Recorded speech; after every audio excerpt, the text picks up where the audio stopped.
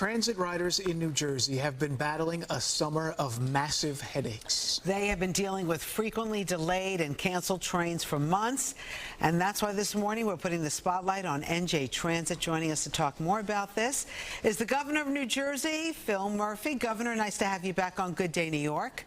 Thank you, Roseanne, and Dan, thanks for having me. So NJ Transit has tested the patience of the people in your state. What is going on? Yeah, including my patients, I have to say. It's been a really ugly summer. I think June was one of the worst months we've had. Here's the good news. The trajectory from where we were to where we are and where we're going is very positive. But good luck telling that to somebody who's stuck in a train under the Hudson River for 2 or 3 hours. We had, again, June is the example I'll use, 69% on-time performance. That normally would be 80+%. Now, a lot of this is due to Amtrak infrastructure, but some of it's on NJ Transit's hands as well. We want to end the summer, folks, on a grace note.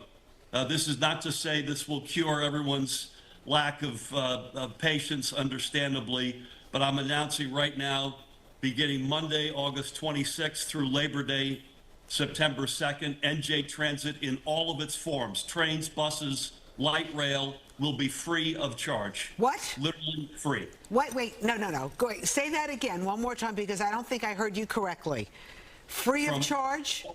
Free of charge, a fair holiday. You don't have to pay 1 penny from the earliest train or bus on Monday, August 26th, till the last train or bus deep into the evening on Labor Day, September 2nd, and every day in between. NJ Transit trains, buses, and light rail are free of charge. So that would be a solid week. That's a solid week of free fare is what you're saying for the people of New Jersey? I mean, essentially to make up for some of the problems that they had in the early part of the summer?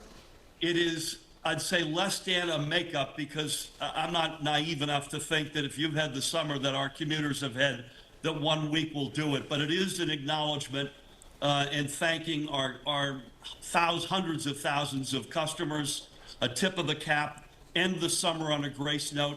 By the way, if you're a monthly fare person, don't worry about it. We'll give you a 25% discount on your September monthly package to make up for this last week of August. But how can you afford that? I mean, because obviously we want you to fix NJ Transit, which obviously is going to cost a lot of money, and then kind of giving it away for a week.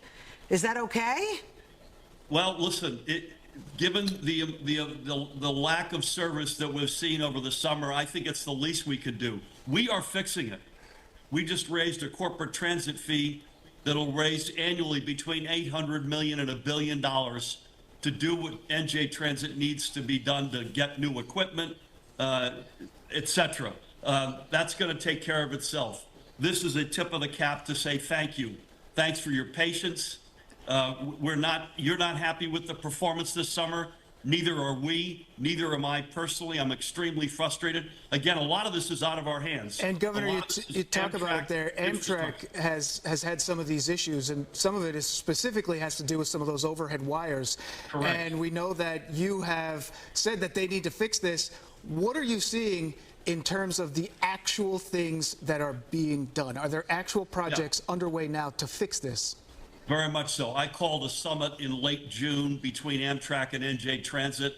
There are daily meetings, working groups. Amtrak has applied for $300 million in federal grants to fix those overhead wires, the catenary wires, which become very finicky in high heat days, which we've had a lot of this summer. So we're working. We have a good relationship with Amtrak. So while 2/3 of our delays, plus or minus, are due to Amtrak infrastructure, we have a very good working relationship with them, and we are together trying to cure the challenges that we had this summer.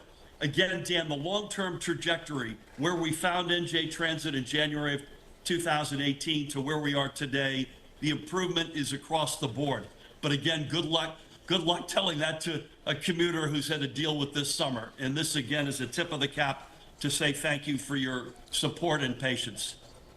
Does it have anything to do, and I know I can be a cynic, Governor. Does it have anything to do that this is an election year and Democrats need to get everybody on board? No, it has nothing to do with that. In fact, in New Jersey, our key elections are in odd number years in terms of governors, state senators, and assemblymen. And this is a New Jersey issue. We've got a federal delegation that's all up for re-election. We've got a president and vice president to elect, and I'm thrilled with our ticket, by the way. Could not be happier with the past few weeks, but this has nothing to do with politics. This is purely between NJ Transit and its hundreds of thousands of loyal commuters who have suffered mightily this summer.